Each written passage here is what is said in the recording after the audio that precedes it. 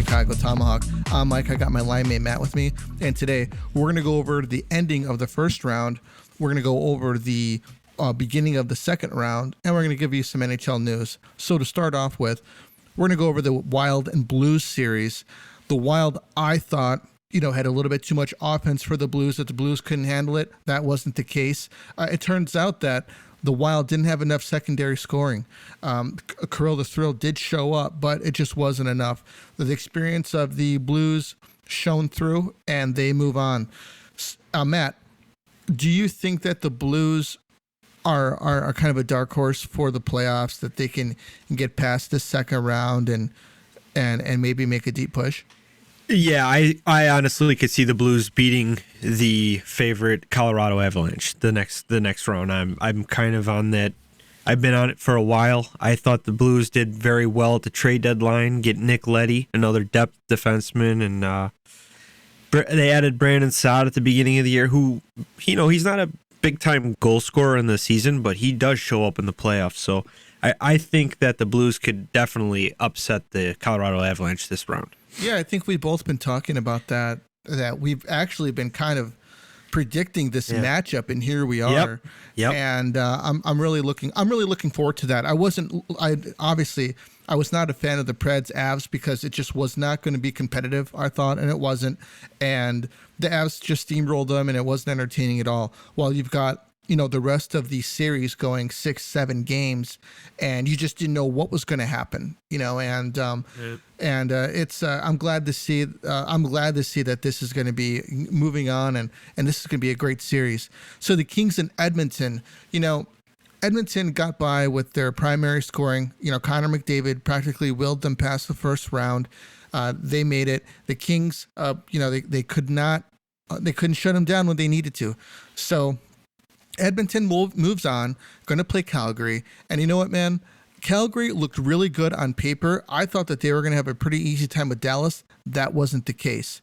And Dallas, who knows, man? Maybe did they turn into a better team than what they were the entire season coming into the playoffs? That's possible. But what Calgary team is going to show up? Is it going to be this team that was manhandling teams during the season, or the team that had a hard time with Dallas in the first round of the playoffs? What do you think? Yeah, man. I'll tell you what, that I did not see that coming. I thought Calgary would handle them in at least maybe 5. Right. And they had a tough time. And I give credit to Jake Ottinger, man. Dallas found a gem in net. They had like 4 goalies at the beginning of the year. Remember, we're like, how's this going to work? This dude started off in the AHL. And he was awesome, man. He took him to Game 7, and Johnny Hockey buried him, but I think he had like 67 saves that game or something. That's unheard of. It's crazy. Incredible. Yeah, but they got a good goalie for the future. They got a good young core, so they're going to be okay in a couple years. How do you see Edmonton in the next round? So, you know what, man? I really wanted the Kings to win just for Dustin Brown. I was hoping he can get like his last dance type of thing. They're all getting old. Kopitar's getting old, Doughty, and I know Doughty wasn't playing. Jonathan Quick had a good playoff, but Connor McDavid, man, he's sick of losing, and he wants to be a champion. You could tell the way he played that game. It was all him. Yeah. But now the Battle of Alberta, they're calling it. It's cool. We're American. We don't really notice that battle as much as all the Canadians up there. But right. I think this could go 7. The way that the Flames played Dallas, it was a little bit concerning to me, being an outsider. But if McDavid's playing like that, Calgary's going to be playing more defense than offense. But we need, I say we as Flames, the Flames need to get their top 3 guys going. And Jacob Markstrom's got to be incredible against that top line. And Mike Smith, too, even for the Oilers, he's got to be good, too. He's got to be very good. 100%. So Pittsburgh and New York. New York came out on top. They won, I believe, 3 straight do-or-die games. And you know what? It kind of shows a lot of character on their end, and Pittsburgh just did not have enough to put him away. They lost 4-3 in the last game. Are we looking at a time for Pittsburgh to kind of retool this team? Yes, I think so. I think Malkin is up for a contract. I believe Letang is also. I've been hearing a lot of rumors Letang might want to go play back home in Montreal, but I don't think that would really make sense for the Canadians right now. They're young and kind of in the transitioning phase, kind of like the Blackhawks. Right. But I don't know, man. Sid Crosby was great. I know he got hurt that one game from that hit from Trouba, and that really kind of deflated the Pens' momentum, I believe. I mean, that guy, he's so important to that team. And another thing I didn't really like, I know Jari played Game 7.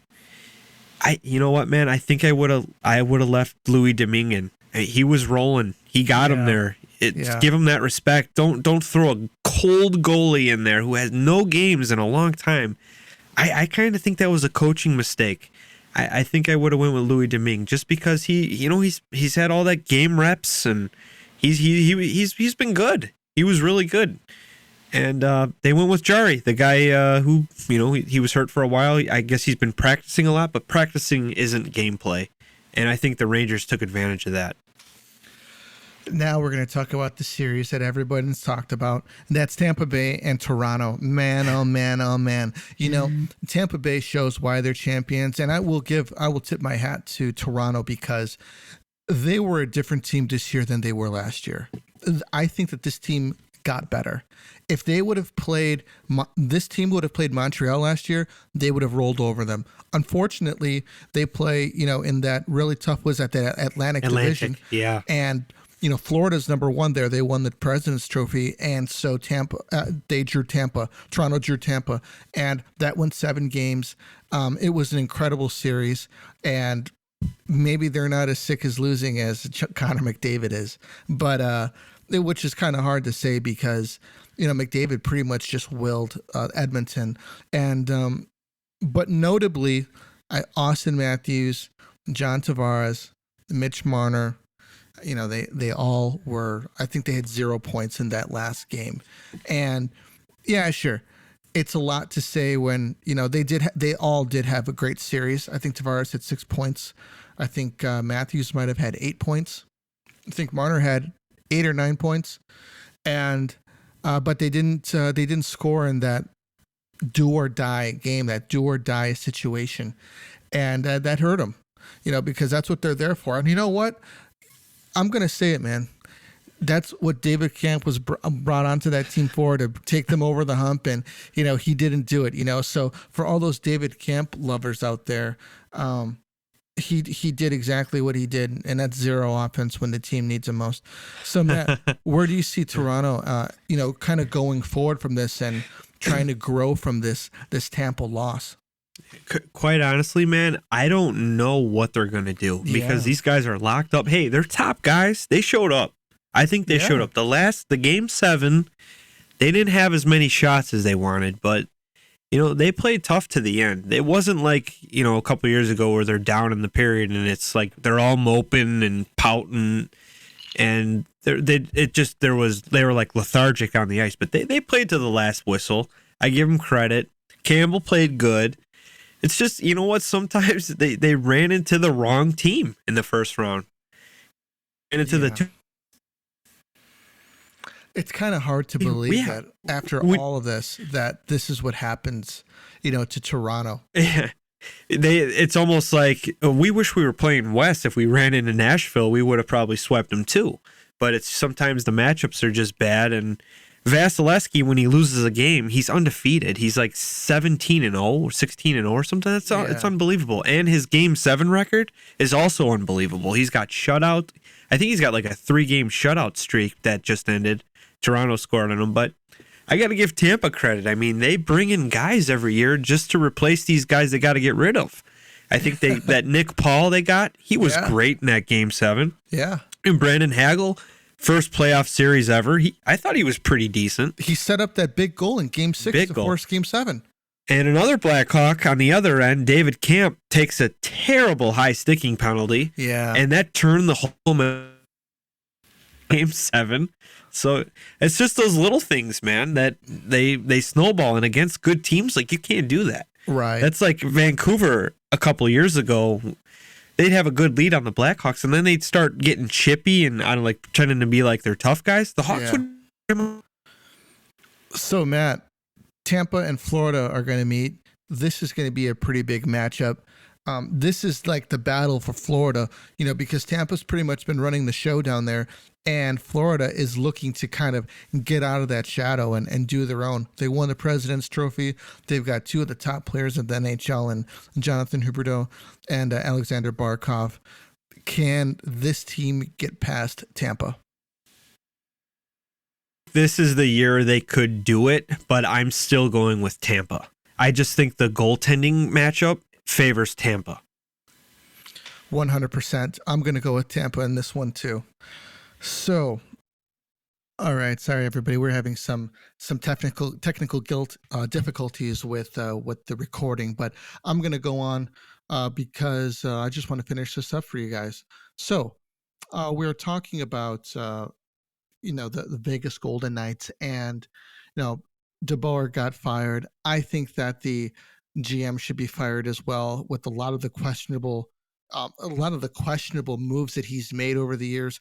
I would even say starting from last year with the decision with Fleury and how that relationship ended, and then considering what happened this year, you've got 14 million on LTIR and you got to drop two guys just to bring one guy off. It just didn't make sense to me. So DeBoer's the fall guy, but I believe the GM should be fired as well. Patrice Bergeron will retire, or he's going to return to the Bruins. I don't see this guy going to another team. He's a Bruin to the end. He might have some health issues. So, hopefully he gets it figured out. He was a great player. Even to this day, he's still a force at the center position and really played the position well and played it right. Vegas, Mark Stone is likely going to have back surgery. And here's another thing. Vegas was practically out of it at the end of the season, yet they brought him back to play. He was limited to 37 games this season. They should have just shut him down and had the surgery maybe 2 months ago when they had an opportunity. And then he could have had the summer to, take it easy, end of the season to rehab, and then still have somewhat of a summer to try to get his fitness back. But they haven't mentioned when he's going to have this surgery, but he is going to have surgery, this off season, which is really, really disheartening because they could have done it a while ago. Robin Lehner had shoulder surgery, and he doesn't. He expects to make a full comeback, and hopefully, comes back to being the player that they wanted, because essentially they traded Fleury because they wanted Lehner to be their number one goalie. And Lehner gets hurt at the end of this season when they need him most, and he's not able to fill that gap of what they needed with Fleury.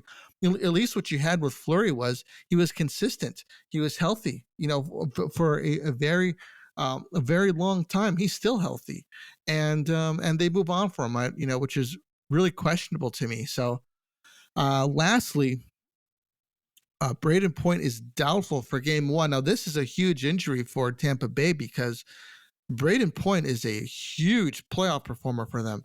He has shown up big time in the past couple years, and he's not going to be available to start this series versus Florida, this tough series.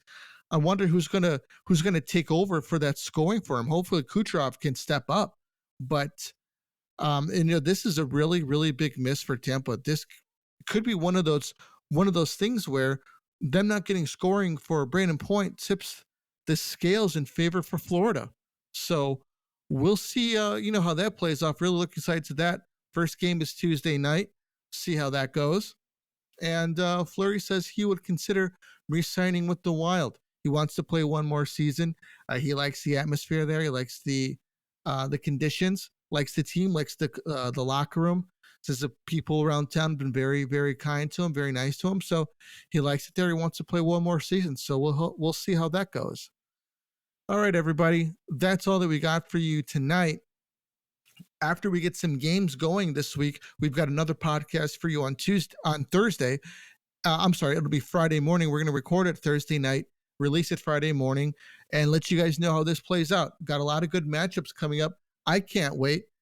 Got Edmonton, Calgary, Tampa, Florida, St. Louis, and Colorado, and New York and Carolina. So here we go. It's going to be a great time, and I'll catch you guys on the next one. This is the Tomahawk, and we're out of here.